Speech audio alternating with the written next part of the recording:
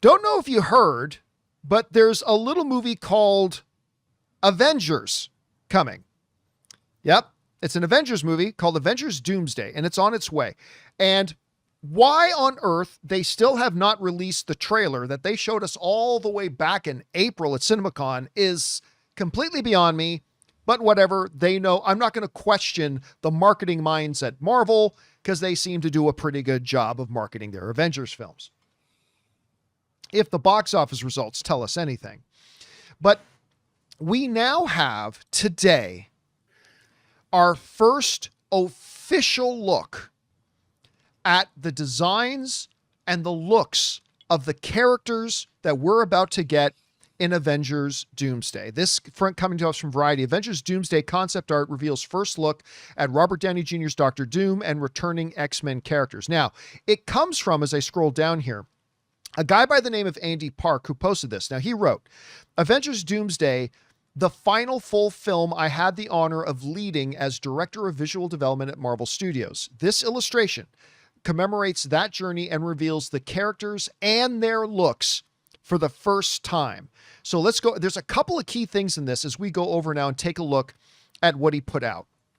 First of all, we can attest that this is indeed the looks of the characters as we saw them in the trailer. And you guys, I'm sure, will very, very soon. I think they'll probably drop the trailer at Comic-Con, so you guys are all going to see it too. And obviously they got in there the Thunderbolts in there. We got the Fantastic Four. We got Sam Wilson and his new Falcon behind him. We got Shang-Chi in there. We got Shuri and M'Baku in there, and nobody below them. And of course, we've got the X-Men in there. We got James Marsden in that very iconic looking Cyclops outfit. We got Beast looking very beasty. We got Gambit, Nightcrawler, Mystique, obviously Magneto and Charles in there too, and Thor up in the corner. So there are three things in this image that really, really jump out to me. First thing, first official look at what is the Mask of Doom going to look like. And I think most people will agree it is very doomy. That is very Doom. So I think people are going to be pretty happy with the general look of the Mask of Doom. So that's cool. Number two, you get a sense of the breadth of the characters that are in there and their various looks. So obviously Thunderbolts, they look just like they did in there. Ant-Man looks like Ant-Man. Thor, I like the look of his outfit. His outfit is always changing bit by bit through the franchise. The X-Men look fantastic. Fantastic Four, we already know what their look is. Shang-Chi looking very Shang-Chi-ish. The third thing to me, and this is the big one to me. Now, granted, this is just the visualization art. It's not the official poster, nothing like that. But this is the part that really speaks to me here. I think it is notable that the focus of this image is three characters, front and center. It's Steve, it's Doom, and it's Reed Richards. That tells me that those are our three main key players in the movie. That Doom, Reed Richards, and of course, the one true Captain America, Steve Rogers, are going to be the three central characters of the movie. I think Thor is clearly, especially if you guys see the same trailer we saw, Thor is clearly going to be an important part of the film. I mean, because Thor narrates the trailer, at least the one that we saw. I mean, Rob thinks they're going to change up the trailer from what we saw. He might be right, but the one we saw at any rate, Thor basically narrates the trailer.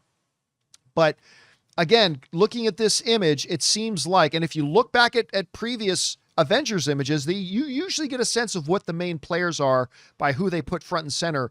And this looks like it's going to be Steve, Doom, and Reed Richards. And I think that's fascinating. I think it's interesting. So I like this image a lot. Again, this is our first official image coming directly out of somebody at Marvel giving us this look. Rob, you had a chance. You saw the image. What did you think about it? Well, I mean, he's been let go from Marvel, and this image looked to me to be a very sort of preliminary, almost a sketch, if you were. Like, I'll refine it later, but here's what it looks like.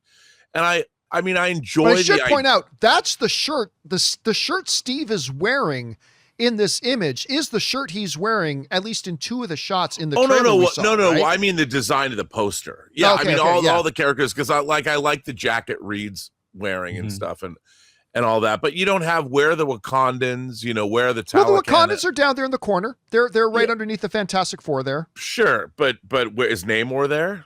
No, there's no Namor.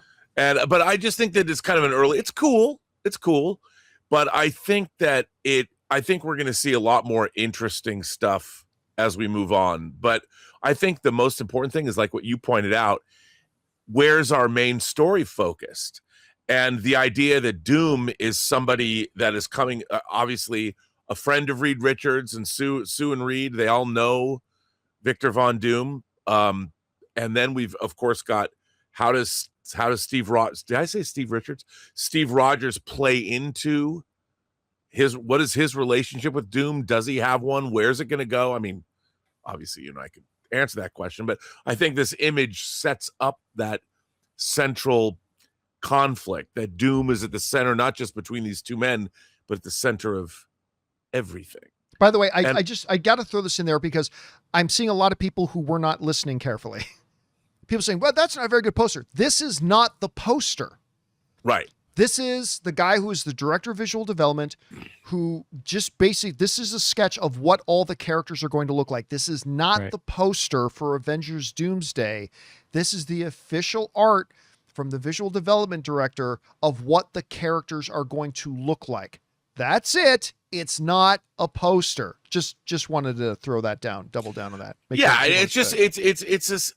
It was a preliminary design sketch of what they could be doing. I mean, it's redolent of how the previous Avengers posters have looked.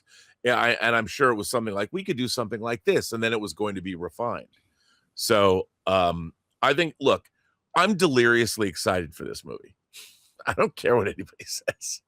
I am very, very, very excited for this. And I can't wait to see all these characters get together. And I love the fact that we're going to get Steve Rogers coming back.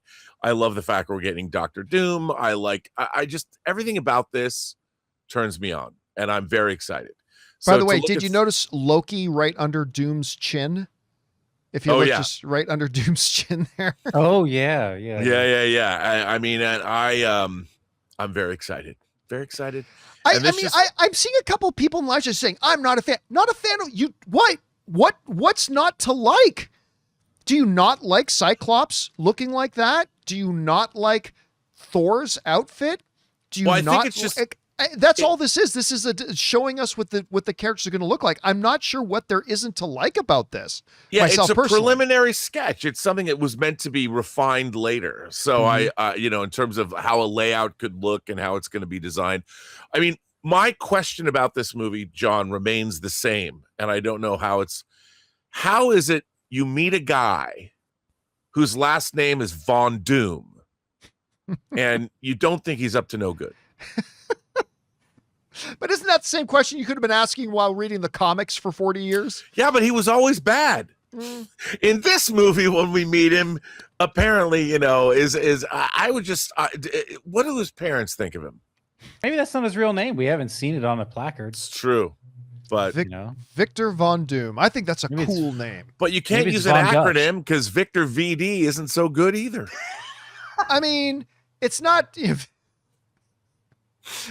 like his name is Victor Von Bad Guy. It is though. That was my roommate in college, Rob. Victor Von Bad. Oh, Victor VD. Yeah. And this is his other roommate, Philip Syphilis. Good to meet you guys.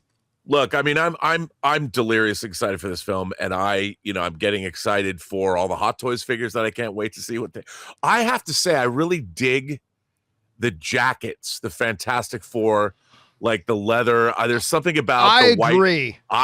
Isn't that cool? I think that looks. I think that looks good. I especially like the white one on Reed. Yeah, I think that looks really good too. And what do you think of my theory here, Rob? That I mean, the reality is, we haven't seen the movie. We haven't seen. We may know a bunch of details, but we haven't seen the movie. What do you think about the fact that it looks to me, at any rate, that what this artist is portraying here is that The main core focus of this film is going to be Reed, Steve, and Doom. Do you agree with that assessment? And if so, what do you think? Well, I do, because, if they go by, obviously, the comic mythology, Reed Richards and Doom are intertwined. Yeah. They've been battling now for more than 60 years. And then, of course, the fact you're bringing back Steve Rogers has got to be a key player in all this, because that dude, I love Steve Rogers. I love Captain America, but he took not Bucky's, but Sam Wilson's advice. Like, he decided to, he made his own incursion on the multiverse and stayed in the past, hung out with Sharon Carter, started a family, whatever he did back in the day to find himself some happiness. That was a little selfish. I'm not But gonna, he earned it. But he earned it. He earn it. He took it upon himself to change He time saved the itself. world like 50 times. Of course he earned it. Bro, that's his burden. That's what Captain America does. When he threw himself on a grenade as a scrawny little man, he said, "Look, I'm stout of heart." He doesn't get to have happiness. Here's the thing, and he tried to get some, and it ruined the entire multiverse. He's in trouble now. Yeah, but here's what doesn't make sense to me when I start thinking about time and space. We see him as an old man, so all of this stuff would have been accomplished, and he still came back satisfied as an old man. So I don't really get how that Stop plays. asking questions, Jonathan. Sorry. Oh, I'll bet he was Sharon Carter. I'd be satisfied too. This is the thing that has really driven me nuts about the MCU, is that even in the past, like since Endgame, and this I think is one of the weaknesses they've shown. Since Endgame, they have offered no less than 7 various explanations and ideas of what time travel, multiverse, and interdimensional stuff is. Like, even once you get into Ms. Marvel, which I love the show Ms. Marvel, love it. But even that show gets into a totally different idea of what multidimensional multiversism is. Even when you watch Shang-Chi, it offers a completely separate idea about what multidimensional stuff is, and what time travel does, and what time travel doesn't do. Like, they don't have a coda. I'm convinced they do not have a coda over at Marvel. It's just like, whatever, because that's why time travel in movies is stupid. But they don't stay consistent with, like, I don't care what concept they come up with how multiverse and time travel works. Just come up with one and then have your movie stick with it. And it feels like every time there's a movie that comes out that involves either time travel, multiple planes, multiple dimensions, or a multiverse, they treat it completely wildly differently. Because the way multiverse is handled in Endgame and timelines is handled in Endgame is completely different from the way it's handled in, say, something like Deadpool and Wolverine, or say is the way it's handled in a Shang-Chi, or something else along those lines, or even in a Doctor Strange in the Multiverse of Madness, handled completely differently.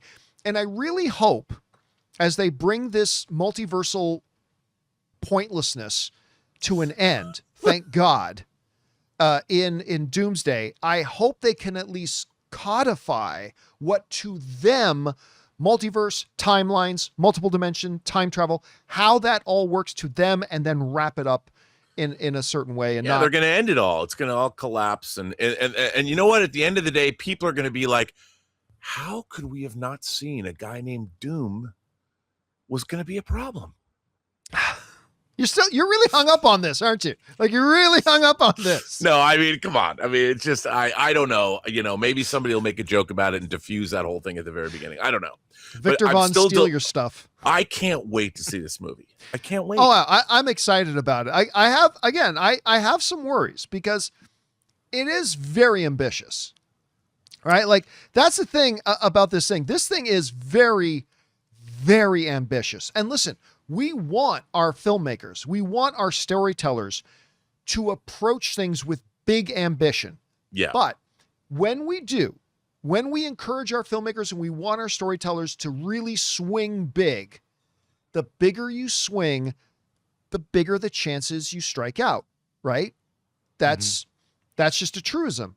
And so when I look at what this movie is going to be, I see huge ambition and I see big, massive swings. And that's exciting.